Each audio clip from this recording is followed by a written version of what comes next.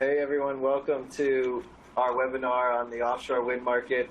We're going to give a quick update and then really drill down on supply chain investment opportunities and other sort of market updates that we've seen the past few months. Joined here by a wonderful group of colleagues, multi-office team. Here in Richmond, we've got Mike Woodard, Sam Kettering, and Pat Horn.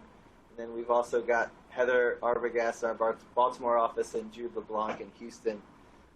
This team's really been working on offshore wind matters from a wide variety of angles and coming in at many different parts of the life cycle of these projects. We've got a deep bench of construction experience as well as regulatory, commercial, sort of been able to play a part in a number of projects in a number of various roles. So we've got a great group today and look forward to a wonderful conversation. I'll kick it off to Heather to introduce herself, and then we'll have each team member do the same. Sure, thanks, Jake. Good afternoon, Heather Arbogast. I'm a partner in our M&A and Energy group based in the Baltimore office, and I've had the opportunity to work on matters related to both Maryland and New Jersey offshore wind projects. All right, Jude, how about you next? Yeah, hi, my name is Jude LeBlanc. I'm a partner in the Houston office, and I'm part of the Energy Transactions group. And I work on, I've been working on offshore wind transactions, both on the EPC side, supply side, and also working with clients who are developing supply chain manufacturing facilities related to the offshore wind business. Great. And here in Richmond, I'll start with Mike, and we'll go around the table clockwise. Yeah, sure. Thanks, Jake. Mike Woodard. I'm here in the Richmond office. I'm head of our M&A and Energy Transactions department. My practice involves really M&A, joint ventures, primarily in the energy space. And in the offshore area, I've primarily worked in the either M&A space or on the supply chain, some of the joint development, joint ventures that are going on in that part of the offshore wind industry. Hi, I'm Sam Kettering. I'm also in our Richmond office, part of Mike's group in the M&A and Energy Transactions. I primarily work on energy construction projects, obviously for the offshore wind industry, but also renewable projects kind of as a whole, and do more so on, like Jude was mentioning, the construction side, equipment supply, operations, some vessel construction contracts. Pat? Hi, Pat Horn. I'm also in the Richmond office on the Energy M&A team. I've focused on construction, equipment procurement, contracts for the offshore wind in the last few years at any rate. I've also been involved a little bit in some vessel construction projects related to offshore wind projects. All right, great. Thanks, all. So what we'll do here is we're going to have hopefully a pretty organic, natural discussion on what we're seeing in the market. We do have a Q&A feature on this platform, so please feel free to type in your questions sort of as we go along. I think we'll save some time at the end to tackle them, but if anything really pertinent comes up in the midst of our discussion, we'll tackle it then. So please don't wait to the end to put your questions in. Just add them as you see fit. Focusing on, I guess, the construction side of things first. I think we've seen recently in a number of these projects the long development and construction periods, much longer than onshore wind or other renewable projects, has led to some problems, but also just a new sort of way of figuring out how to manage that risk. I guess Sam, Pat, Jude, how have you guys seen parties deal with that timing and sort of risk allocation for just a much lengthier process? Yeah, these are long projects, and they're structured in a multi-prime way that there's a lot of risk that the project owner has to kind of manage, and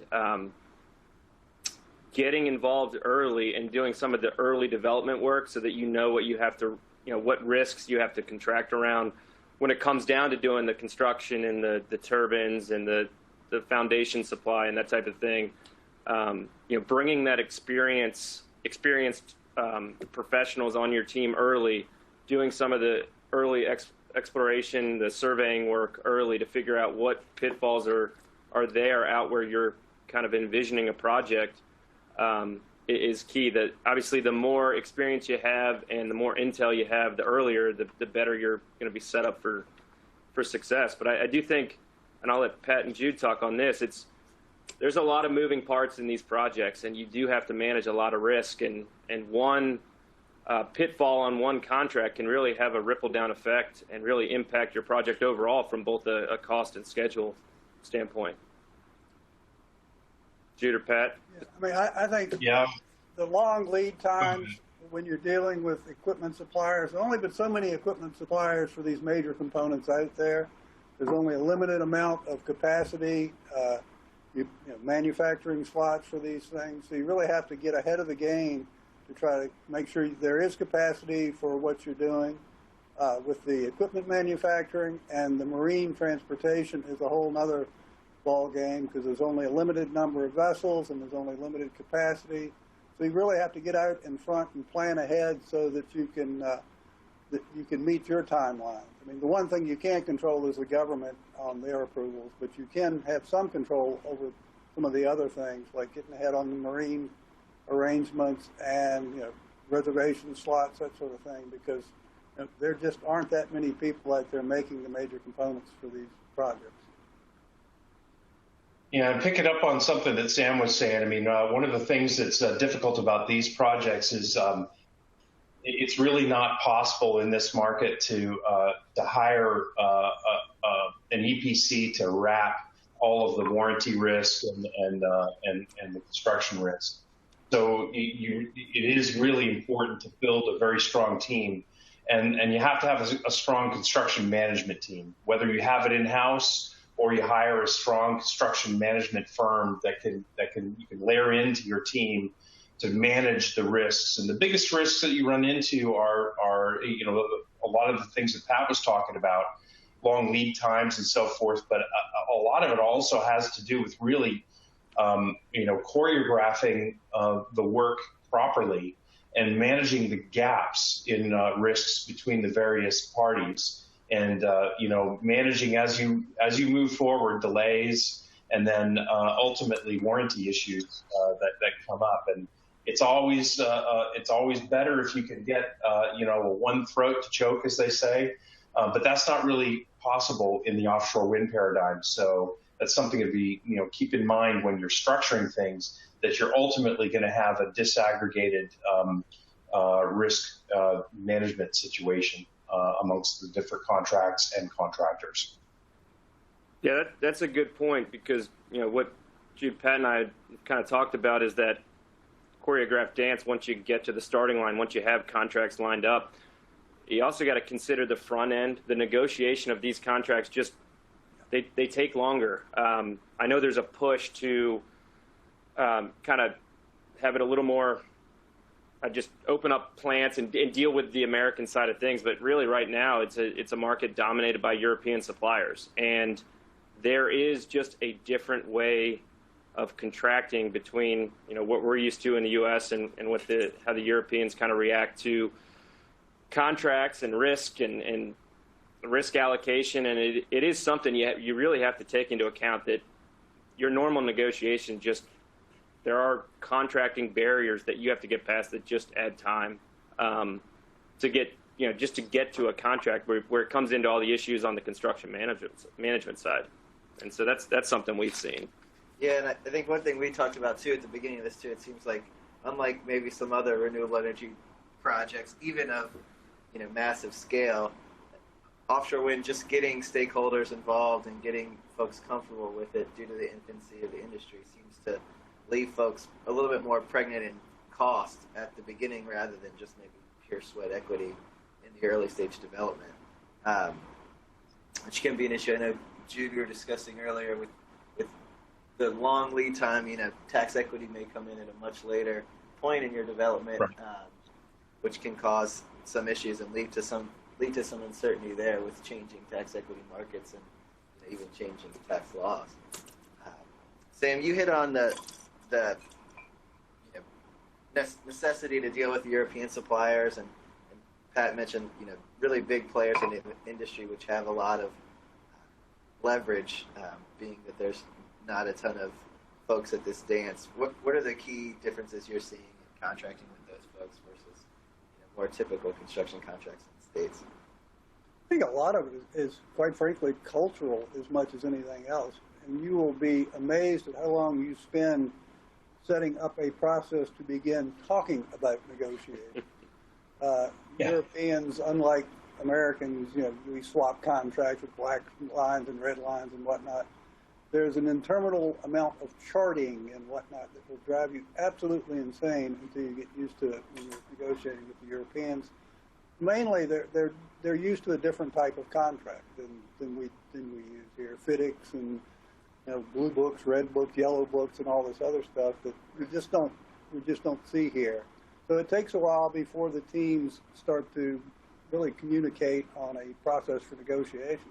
So that it links some things. It takes a while to just get the process between the two sides going. And we introduce a lot of things to protect, a lot of obligations and a lot of risk shifting to protect stakeholders and ratepayers and to appease regulatory authorities who ultimately have to approve the projects that I don't think they have a lot of that in Europe, where those are not considerations. And a lot of the risk shifting is kind of just aimed at being able to get the project approved so it can move forward. And that's just to get there and to have them understand the myriad of considerations and de-risking we have to do.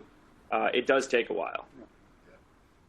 Yeah, and I would also add on top of that with Pat referencing the FIDIC contracts, the difference in the way of negotiating and contracting in Europe. I mean, these FIDIC contracts are basically forms of contract with sort of preset provisions that a lot of the European and contractors and owners are used to using.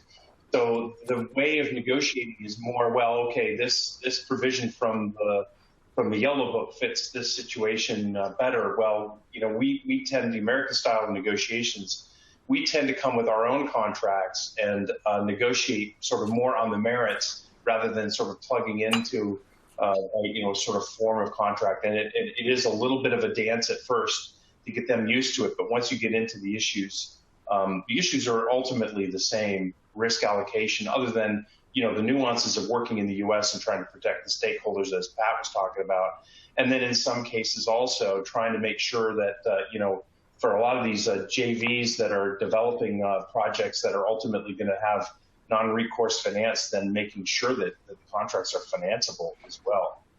Those are considerations that that are going to come top of mind when you're negotiating in the U.S.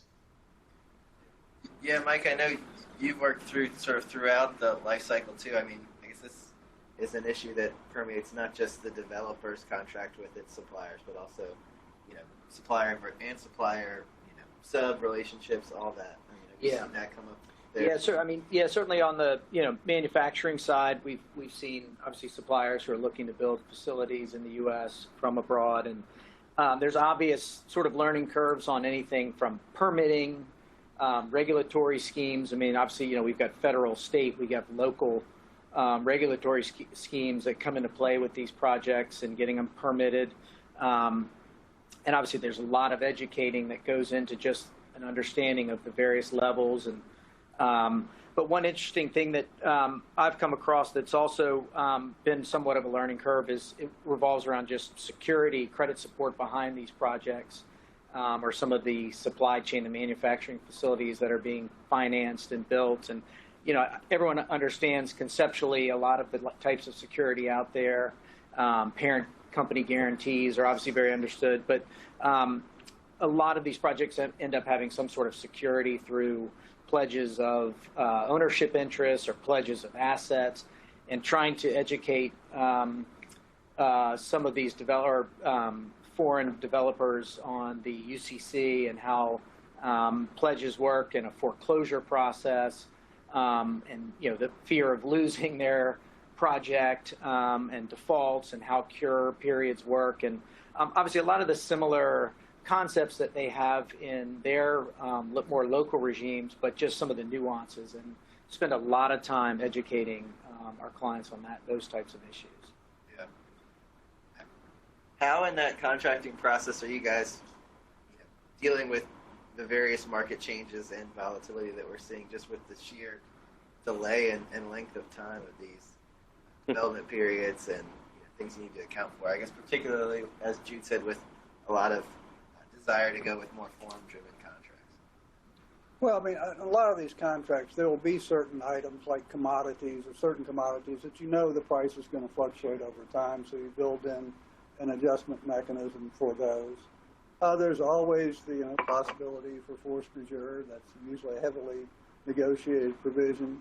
And there are also provisions that, non-force majeure. Weather, unlike the land projects, weather has a huge impact on these things. I mean, even if the weather is not a hurricane, vessels can't operate in all conditions, so you have to account for that. So it's really a back and forth negotiation as to what these vessels can do and when you can work, and if weather impacts that, how you account for that in the contract. There are a bunch of ways to deal with it, but it's something that, unlike land, you have to deal with. Weather is much more important consideration on these things. As are, and I think I mentioned this earlier, the availability of marine vessels. For most of these projects, if you're going to need a jackup vessel of some sort or another to do this project, and there's only one under construction right now in the United States that you can use going from a U.S. port to an offshore site because of the Jones Act. Now, there are workarounds for that sort of thing, and but it's going to be an issue going forward because you really need some sort of jackup vessel to do most of these projects, and there's just not that many of them around, and that's one of the really big, long lead time items, because if you don't have a vessel, everybody it backs up the whole project. Right. I think, as we were discussing before, there's a lot of things that may dictate timing that are out of your control, whether it's federal government approvals or other things here in the States that could impact your vessel schedule and leave you on the outside looking in. But you really need to be planning for your marine spread arrangements early on. Yeah.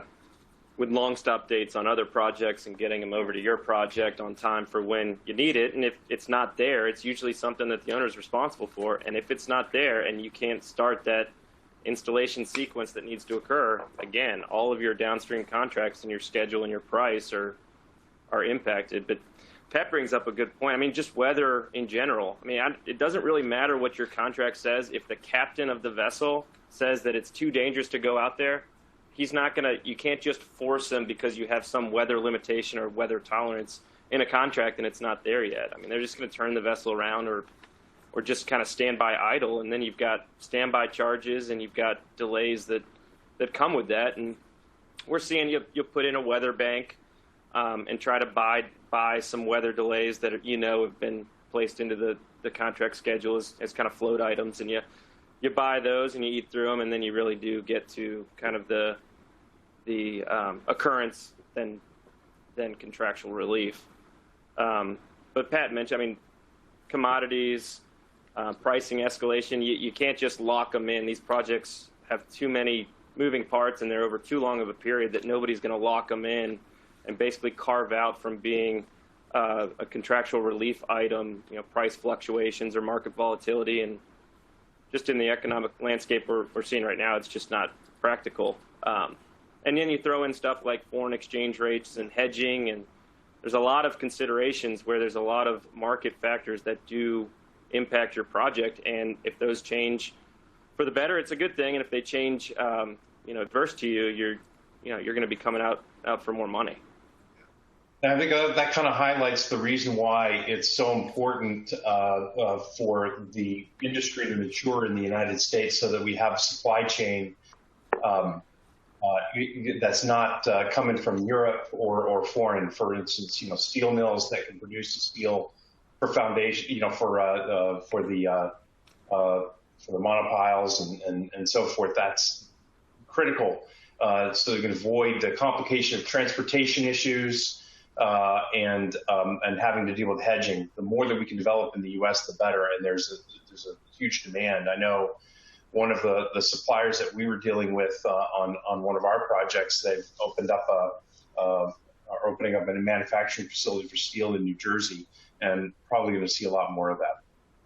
Yeah, it seems like that's been driven a lot by a lot of these auctions with their local content requirements as well, which I think we're seeing a lot of opportunities to participate in the market. I mean, Mike, can you weigh in on that? I mean, are there levels? Obviously, the capital requirements to build a vessel or to really stand up some of these companies that would supply these projects can be prohibitive, but maybe on some subcontractor or sub-supplier levels, there's opportunities to get involved. Yeah, no question. The local content is driving a lot of it's driving a lot of the work. It's driving a lot of the complexities too. As I think Sam was saying, obviously a lot of the know-how and a lot of the equipment for all of these projects is in Europe. It is not here in the U.S., as we all know. And so obviously the local content is being driven by the states, requiring that in their RFPs to try to drive that. It's classic chicken and egg. And no one's really willing to invest in supply chain until they know that the industry is here and the industry wants to get started, but the supply chain doesn't exist. And so, but that local content obviously comes with a cost because facilities need to be built, workforces need to be trained, and there's a lot of money that is going into that to build that, which is adding on to what is already a very expensive project. The good news is over a long period of time, those costs should come down and the workforce will exist or become more trained. But there is a lot of work that goes into that and a lot of thought about how you do that. And the states have I think a big obligation trying to figure out what percentage of the work should be local content, because I think they can really put a burden on developers if too much local content is required. And so there's a lot of work in trying to figure out the right balance of getting a nice cost-efficient project, but at the same time starting to develop that supply chain. And obviously the federal government, there was an announcement in June or last month about an initiative of states and federal government trying to put money and efforts and resources towards that supply chain. So there's a lot of effort that's going into that, but it will take time and it will take money. Yeah, I guess in doing that, and Heather, maybe kick this one to you to start off with too. When folks are trying to get involved, whether they're existing renewable energy developers or play a role in onshore wind or other industries that are trying to sort of pivot to offshore wind. Maybe I'll start with Heather, then go to Jude, and then whoever else wants to join in. What are these key considerations that they need to take into account that may not be as apparent? I mean, obviously, it sounds like there's a big learning curve in contract negotiation primarily, and the obvious complexity that the marine environment plays. But Heather, want to jump in on anything else, maybe from a regulatory perspective that folks should be aware of? Yeah, sure. I mean, in addition to what everyone else said, where you've got an onshore wind project, you're typically located in a single jurisdiction. One thing to consider here is, depending on where the offshore wind project is located, we talked about regulators, you might be dealing with multiple jurisdictions and multiple regulators. I think another big component is the offtake and the revenue stream, what that's going to look like. We've seen in Maryland, New Jersey, New York, each of those jurisdictions have renewable portfolio standards. They have processes put in place for offshore wind developers to bid in and set the price that they would get paid for their offshore renewable energy credits. So much like the RECs we do have for onshore wind, there's an OREC. But in terms of the issues that Sam and Jude and Pat and everyone spoke to, that all these delays and all these potential cost increases, you need to think about when on the front end these projects are bidding in, and they're bidding in and setting an OREC price, which is set by a regulator. So that's something that when we think about the other people that are participating in the value chain, financing parties and the like, those are things they're really going to drill down on, which is similar to an onshore wind project, right? They want to look at what the revenue stream is, but there's a lot more. I would say there's a lot more uncertainty where you've got, instead of a 15-year PPA for an onshore wind project, on an offshore wind project with the OREC, you're subject to the regulatory scheme, which is going to differ, and often the regulators, which very well could change that regulatory scheme. So you have to get comfortable with that. One other thing that I think when I spoke about different jurisdictions is you also need to think about how you've got the BOEM lease. We've seen some issues on how a lender will go about perfecting their interest in that lease. When you think about site control in an onshore wind project, there's a well-established process. You'd get a mortgage, you'd file it. That can be a little bit more challenging when you've got offshore wind. You need to look to, there's a whole set of federal rules that intersect with local rules as to where do you look to perfect that interest. And then this market's in its infancy in the U.S. So when these states are dealing with these issues for the first time, I mean, Louisiana's been dealing with this for quite some time with oil rigs, but when you're talking about Maryland, New Jersey, New York, they don't necessarily have a full structure set up. And you're literally looking at, you're going to try and find a county, right, to file in. So you're looking at a local clerk's office that's going to be dealing with you trying to perfect on a federal lease. So, I mean, those are some of the issues that we've been dealing with on the regulatory side, and also some of the issues we've been seeing that lenders have been taking a look at on these projects. Yeah, and some of the other things, I mean, we talked a little bit about the unique marine issues, but there, we talked a little bit about shipping and making sure you have the fleet. There are unique issues you got to deal with making sure that the site where you're placing the turbines, munition studies. You got to deal with a cable array.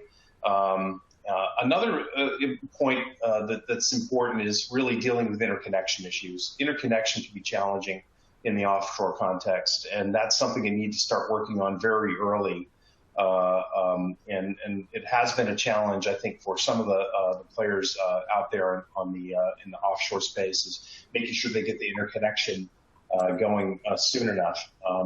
Another thing that you're dealing with that there's NIMBYism everywhere, but with respect to offshore wind, there has been quite a bit of litigation surrounding these offshore wind farms, not just from people who are upset about the views and so forth that, with wind farms being off the coast, but also dealing with fishermen and fishing rights off the coast, and dealing with making sure that your construction, you're dealing with certain, mammal migrations and whales, when you're trying to do pile driving and so forth. There are a lot of different considerations that you don't necessarily deal with on an onshore wind, which is, kind of circling back to what we started talking about, making sure you have the right team and you start early.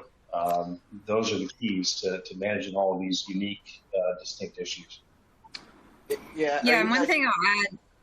Sorry, go ahead, Heather. Oh, no, it's fine. I was going to add one, just to piggyback a little bit on that interconnect. I would definitely second that the interconnect process, I think we all know for onshore projects can sometimes be quite challenging, but I would definitely second that. It's important to do that early on when you think about what you're going to need for an offshore wind project, how many megawatts, depending on what the size that's going to be. And the regulators are going to be looking at that relative to what that cost is and how that's going to be built into what they're going to be pushing down to ratepayers. I've seen some of these projects and worked on projects that have actually taken advantage of purchasing capacity interconnection rates. And so there's opportunities there where you've got certain generation sources that are being deactivated. And so there's a real sort of cost saving opportunity there. But, that process in and of itself, transferring those capacity interconnection rates takes some time as well. Yep. All the studies and everything that are involved. And these are large projects. The projects we've been looking at, 2,600 megawatts, 1,500 megawatts. These are major projects that, so interconnection issues are critical.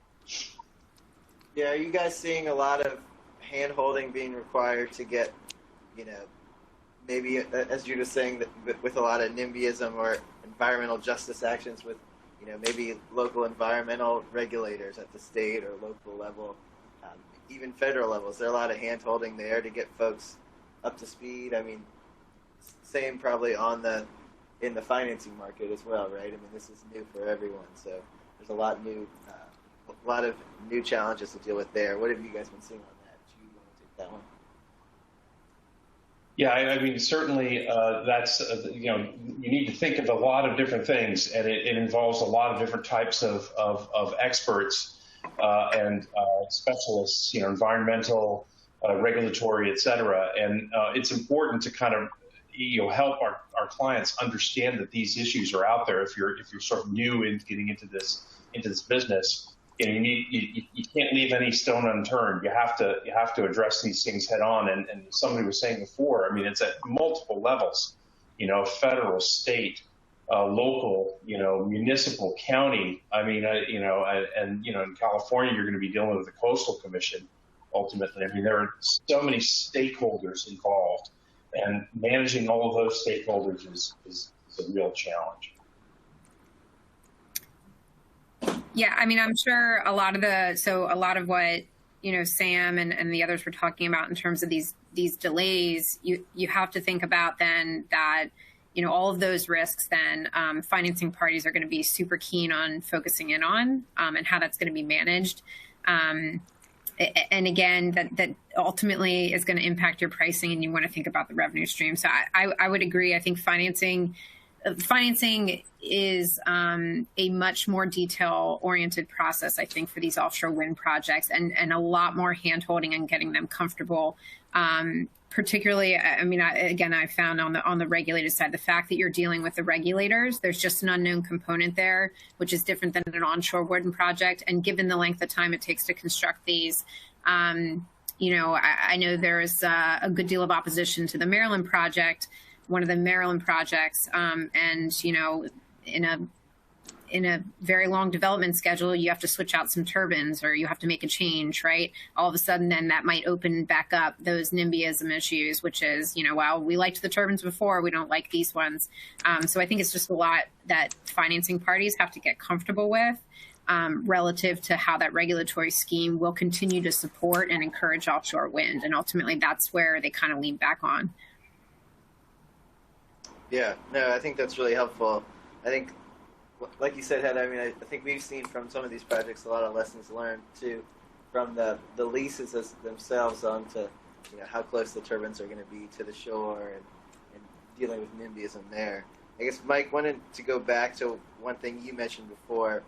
For these local content requirements, obviously there's an issue with guarantees, but you said it's really, the risk is borne by both parties that the project gets developed and gets online, since there's maybe not a market for this factory without it. I mean, how are folks dealing with that? Are we seeing just pure JVs, or how's the risk being shared that way? Yeah, a lot of joint ventures, joint developments, and some of the issues that come into play in those negotiations is, like you said, what happens if the facility or the manufacturing facility is not built on time, if it does not satisfy the developer's local content requirements, who bears that risk? One issue that comes up is just simply even understanding at the time, now in time when you're negotiating these contracts, is understanding simple things like what dollars count towards local content. A lot of the state's orders are not very specific about what counts as local content dollars. And then secondly, if the developer or the winner of the lease or the owner of the project doesn't meet the minimum local content requirements, what are the consequences? And so trying to negotiate contracts right now to deal with those risks are difficult because we don't know ultimately what the consequences will be, and so allocating those risks become complicated. So one recommendation, if you're working on joint ventures or joint developments in these areas, just creating flexibility in your contracts, understanding that as you've heard, even just any part of these projects, things are changing.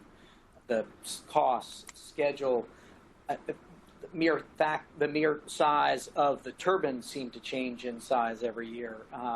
there's just so many unknowns, and so having that flexibility is really important in the negotiation process. Yeah, and I think, as you said before, it's not like these projects are planned to blow past the local content requirements, and counting every dollar is important. And it's important for the states to really get a handle on how much they're going to request, since it has such a direct cost increase in the project. I guess jumping around here a little bit too, Sam, Pat, Jude, would be interested to hear. It sounds like, there's really not a lot of options for folks supplier-wise, or, Jude, I know you've talked about getting your team together multiple times here, but it seems like those teams are, the typical big players, big European players, and not much here. Where do you see maybe opportunities, even on a small scale, for folks looking to get into this industry in the United States, whether it's assisting development or becoming part of this puzzle? Well, I mean, there are always going to be opportunities in the ports, because you're going to have port facilities for all of these projects, and you're going to have lay-down yards, assembly yards, that sort of thing. Somebody's going to have to provide the provisions for the ships and the men that are coming in, bunkering for the vessels. So there are lots of opportunities that are not offshore wind specific, but there will be opportunities for businesses to supply the supply chain, right, so to speak. Yeah, and I would say, being in Houston, one of the things that I think is a great opportunity for a lot of the businesses that are based here, it's not a stretch to say that offshore wind has a lot of the same,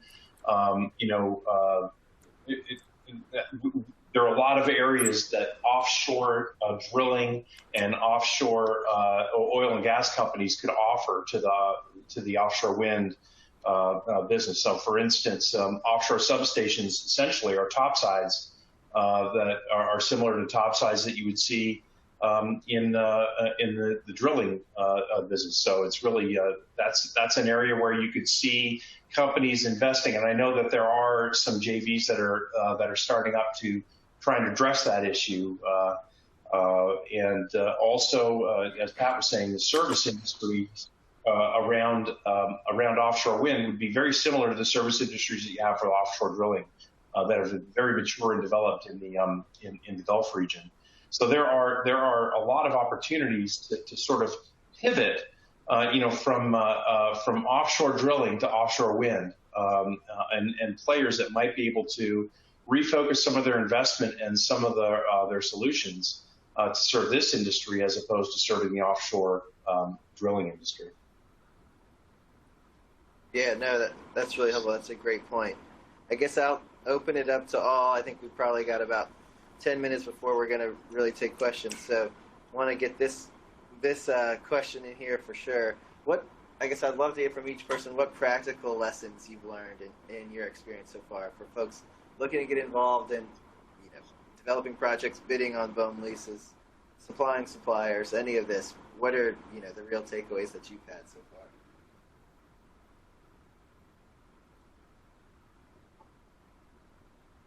I guess, Jude, maybe we'll start with you on that one. Yeah, sure. I mean, I know that Sam and Pat have talked about this a lot, but I think it's a recurring theme. Start early and build a team of experts, or at least align yourself with people who understand the industry for planning and really sequencing this thing.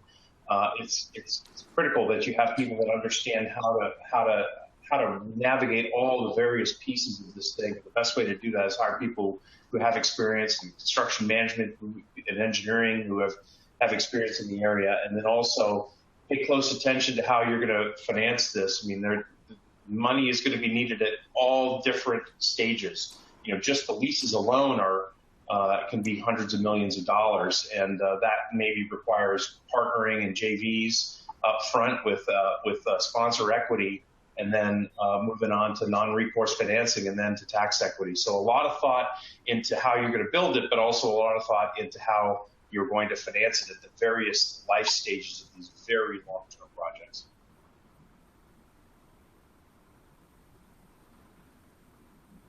Yeah, Heather, maybe we'll kick it over to you. I think that would piggyback off of what Jude said a little bit before about revenue streams. So happy to hear any of your takeaways.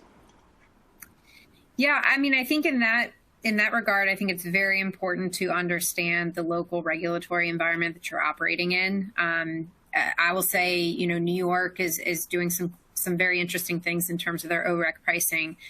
Some early regimes, already some early regimes had a fixed OREC price. Now New York's looking at the idea of an index OREC price. I mean, those sort of things are going to be, critically important to if your project's going to be viable, if it's going to make money, and if you're going to be able to bring in the financing. So you need to really make sure you understand that local regulatory environment and how that relates to what your revenue stream is going to be. Yeah, and before we pass it around, just following up on that, I mean, are you seeing anyone have concerns about these projects penciling out still when you're talking about changes in local and state regulatory regimes based on, political elections that will happen during the term of development and definitely throughout the term of development and construction? I mean, we're looking at potential changing markets 2 and 4 years, from the day whenever we're considering these projects. I mean, how are folks dealing with that risk? Yeah, I mean, from a political perspective, I don't think there is a huge concern because I think so far, at least in the jurisdictions that I've been working in, there's just a huge push for renewable energy development and a huge push for supporting offshore wind. But what I do think you need to account for is the change, the fact that you have a single order that's going to sort of authorize your project at the state level, and as that project develops, as you have to make changes, you're going to either need to look to that order to see if it contemplates that, or you're going to need to be going back to the regulators. And there's just a huge question mark there. Anyone that's dealt with a regulator knows that can be a worrisome process on how they're going to come out. And these regulators, this is all new to them too, right? They're drafting these regulations. And then they're revising them, 6 months later, 8 months later, a year later, because they too are learning, these are issues we need to account for, particularly with the delays in COD. Some of the early regulatory regimes did not contemplate, I think, all of the delays and how that would be reflected in regulatory requirements and how they would price these, and then ultimately how those prices would flow down to the ratepayers. Yeah, no, that's really helpful. I guess kicking it into this Richmond conference room, any big takeaways? I mean, one thing I think is important is, you've got the big capital contracts for the foundations and the turbines and one thing and whatnot, but you got to be mindful of the ancillary contracts, things like survey contracts, and they're not huge dollar contracts, but they have a timing impact that if you forget about them, it could really have an effect on the schedule for your project. So, your MEX, UXO, MEC surveys, your geotech surveys, you can't forget about them while you're concentrating on these big dollar contracts. But it's easy to do. Yeah. Are you seeing those take maybe longer than folks are expecting coming from maybe onshore or other renewable development? No, but there's limited capacity amongst even the survey vessels, so you do have to be mindful. But they're a gating item to construction. Right. And if you don't have that, if you forget about it, all of a sudden you're ready to start construction, and the people building it won't get out there unless you have some assurance that you've kind of taken an assessment of the seabed and there's no UXOs down there, just things like that. Or if there is, what are you going to do to what are you going to do around it? Root around it. You have to remove and dispose them. Yeah. I mean, for me, and we've talked about the contracting side of things, I'm kind of watching. I mean, we've got obviously this 30 gigawatt commitment by 2030, but I think the only way that really happens is if we have U.S.-based manufacturing. And Pat mentioned the port, and you can build up the port infrastructure that's not directly associated with building, a turbine or the subcomponents. But I think with the infancy that Heather was talking about of the market right now, I think there's a hesitancy to invest in the U.S. market. I think folks are waiting, so you need that, but folks are waiting to see how it progresses before they're willing to make that commitment. But only after you get that commitment and you start to see some U.S.-based growth are you going to see the economies of scale that make these projects a little less costly. And obviously you have the schedule, and Jude brought it up. There's a big difference between picking something up X Works in a port in Europe versus picking up something X Works on the East Coast. I mean, there's just transportation, there's the time to get all the way across the Atlantic, but there's also just if you're going 20 miles, it's just the risk and the project schedule, if you can support that. But you're kind of waiting for the first domino to fall. You mentioned earlier the elimination of the hedging risk. Yeah, that's right. Yeah. That's a big deal. Yeah. Although if you were priced in euros right now, you'd be feeling pretty good. Yeah. And I guess this is also, we're competing with the European market, not just for supply, but also timing. I mean, that's a much more established offshore wind market. So. Yeah, but they also have, European suppliers have a vested interest to set up shop over here, just like project developers and owners here kind of want to see that, because everybody can kind of de-risk a little bit and lower costs and increase profitability on both sides. And they're looking for new fields as the offshore wind industry in Europe matures. They're looking for new fields, and we are it. But there's all kinds of opportunity. I mean, just vessel construction. I mean, your marine spread can really kill a project if you don't have it lined up. Yeah. And there's only so many U.S. Jones Act, I guess there's one, that you can use to jack up and install the turbines. Otherwise, I guess that the thing you have to do is go to a Canadian port. Yeah, and they're barged. I mean, there are ways around it, but they're inefficient ways. Yeah. It seems like it's a chicken or the egg problem, like you were talking about the local content, whether it's the market changing fast, local or other cash coming in to fix these inefficiencies, or maybe legal changes to the federal laws that would. Yeah, but that's not going to happen. Yeah, the Jones Act's a big barrier, deterrent, but it could also be a big opportunity for somebody that takes advantage of it, because there's all kinds of demand, and there has to be demand, but there's very limited supply. The Jones Act, it seems like it just operates as a chill on your potential competitors if you're willing to bite the bullet.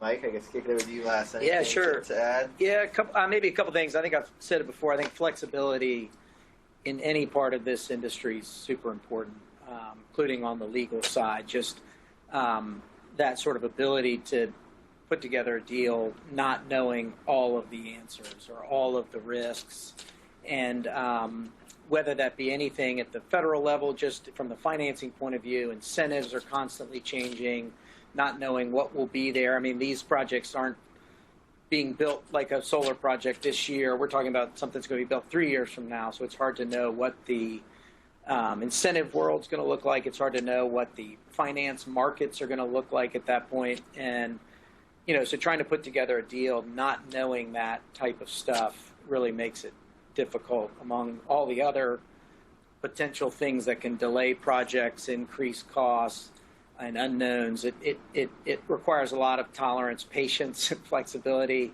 And I would add, just on the team side, that creativity, and whether that's the business leads, the legal teams, whoever it is, just folks that you trust have that creative mindset to work through, the same creativity that's needed out in the people that are actually building these projects for the first time in these waters and under these regimes. On the legal side and the business side, putting a deal together, it takes that same sort of creativity, because there's a lot of issues that come up. And so just expanding that team, if you're doing a deal, whether it's a joint venture deal or some other financing deal, I think it's super important to have a good tolerance and trust with your counterparty, because it's going to take a lot of patience and creativity between the two to put these deals together. Yeah, no, I mean, it seems like there's every one of these is novel and new, so everything's bespoke. But it's also an evolving market too. I mean, the technology changes. You put a turbine. By the time you've contracted for a turbine and installed it, there's a newer. Yeah, it's almost outdated. And so you have the East Coast, which has the continental shelf, which makes it a little easier to go directly into the seabed. But the West Coast projects, where it's gaining some steam, they're talking about floating turbines that are kind of anchored as opposed to physically found, with a foundation directly into the seabed. So the technology is constantly emerging, and you're kind of looking now for those economies of scale to make it feasible. Well, it's definitely going to be an exciting industry to be a part of in the coming decades, and I know I can speak for everyone. We're here at McGuire Woods are happy to help in any way that we can. We're excited to be a part of it, and I want to thank all these presenters and my panelists for having taken the time to talk to us today, and it's been really great to hear such cutting edge experience in a really new industry in its infancy, and you guys are doing great work. So I think we definitely have a few minutes for Q&A. It doesn't look like we have any at this point, so I'll pause and if anyone listening wants to add one in, feel free. Otherwise, we may give folks a few minutes of their day back. But I know we can't hear any participants, but thanks very much for joining and for participating in this meeting with us. We really appreciate it and are happy to host it. Hopefully we'll have more of these going forward. So with no Q&A, maybe we'll end it there. But thanks again, everyone. Thanks, folks. Thank you. Thanks, Jake. Thank you, everybody. Thanks so much.